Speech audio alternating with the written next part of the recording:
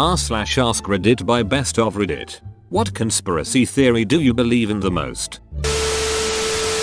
This one is more personal, but I fully believe it. Long story short, my father-in-law was good friends with a guy who was pretty high up in Boeing. Like, knew some top secret kinda stuff. Well, he ended up quitting as he couldn't take the pressure. He was a very paranoid person. To the point it was a hindrance to his life. Well, a few months after, he starts telling my Phil that he's being watched and followed and that the government is coming for him. Like I said, insanely paranoid. A few extra details that will be important. He drove a moped as his primary transportation and he was very overweight. Lo and behold, he comes up dead a month or so later. The official story is this: he was riding along when a hitchhiker waved him down. He stopped to pick him up, drove a few miles down the road to a secluded wooded area, pulled off the road, walked into the woods and shot himself. I shouldn't need to explain what's wrong here, but I will anyway. I'm supposed to believe that a guy with crippling paranoia picked up some random hitchhiker and then killed himself. Even if he wasn't paranoid, it's basically impossible for him to fit a small child on his moped with him, let alone a full-grown male adult. No information was ever released about the hitchhiker. No name. No statements to the police. Nothing. Sounds legit though, right?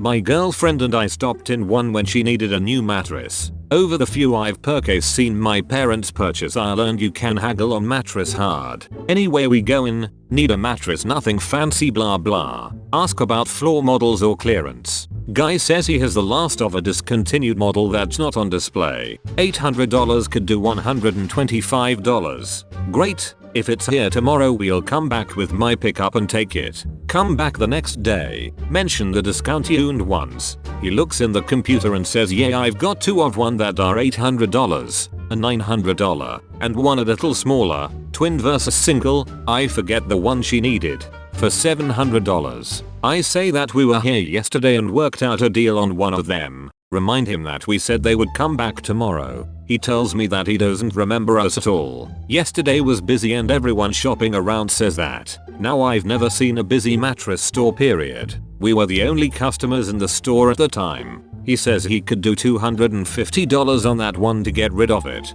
expecting some kind of argument. I tell him yesterday he said $125. He starts off with, are you sure it was me? Yesterday I tell him yes and try to recall a couple other things he said. To which he replies, well, if it was yesterday I was the only one here, so it had to be me. If I said that, I guess it's $125 then. Just a very awkward sale. I don't know if this is a S or not, but I'm gonna take this opportunity to explain as best I can. The Prime Minister at the time, Gough Whitlam, was trying to make sure that Australia independently mined their coal and sold it to other countries. Other countries, mainly the US at the time, did not like this, as they liked their cheap coal. So, the CIA ran an intense campaign to convince the Governor General to dismiss Whitlam. He was replaced by Malcolm Fraser, who, surprise surprise, allowed the US to continue to get its cheap coal. The repercussions of this are still here in Australia, too. The major media outlets still relay lies about what Whitlam did, but have transferred it to whole Labour Party, and Australia's now in severe debt, partly due to the fact that we gave away our most powerful resource for practically nothing. Edit largely, partly. Edit gov to vote out, GG to dismiss. Edit okay, since it's been mentioned a couple times and I'd love to have a morning, I recommend watching this video if you want to do some further research. Be warned, it is very Australian humor, so it's not for everyone, but I do think it sums up what happened to Whitlam pretty well. I've posted this one before, but I think that there are higher level rings of pedophiles and sexual predators specifically so that those above them can keep them under control. We know that there are kingmakers. While the big actors, musicians, etc. today are certainly talented, there are plenty of B and C listers who could be just as big if only they had the backing of a big publisher like Disney, Paramount, etc. Thing is, making a king is expensive. You have to spend a lot of time and money getting the public to care about them before they start to pay you back. And once they're big, they don't technically need you anymore. So the kingmakers are naturally going to look for people who are attainable to ensure they get their investment back. They have to. For every king they make dozens of duds. It's an expensive process. Sometimes that's as simple as them being naive. A good legal contract can lock them in for a long time. And often the only way out is to destroy your value so the kingmaker stops caring. Look at Britney Spears' meltdown for example, but if you can't get that, then blackmail works just as well. I suspect that for a long time homosexuality was the go-to black mark.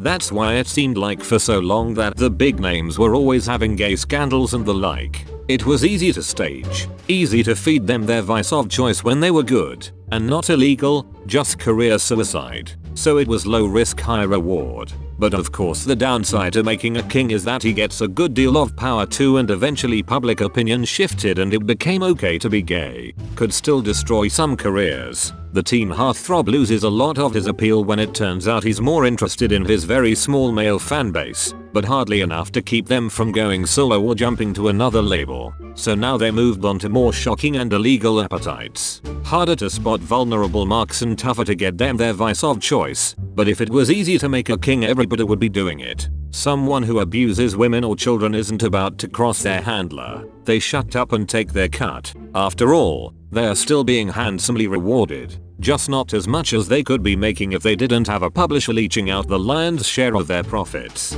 I don't think this is a huge coordinated conspiracy. Mind you, I think that quite a few successful talent managers have discovered that sexual predators are surprisingly easy to manage if you're willing to clean up their messes for them. And that when you're talking about tens of millions of dollars, you can suddenly afford high-powered lawyers and firemen who neither ask nor answer questions. But between predators gaining power and promoting like-minded monsters, and managers seeking out predators because they're easy to keep on contract, I think it explains a bit of why there always seems to be at least a few sexual assault scandals going on in movies and music at any given time. There's a bunch of videos of former rappers from the 80s and 90s, guys who never got famous but had good stuff that would have been popular if they had backing, where they're talking about what would happen when they were approached by the big backers, like Suge Knight and others. A lot of them claim they would have to get fucked by other guys if they wanted a contract with them. They could be in public with a woman, but as soon as they were in the hotel room they'd have to get fucked again. Some guys claim it was devil worship, but I think those guys are just looking for fame. There's a lot of them on YouTube.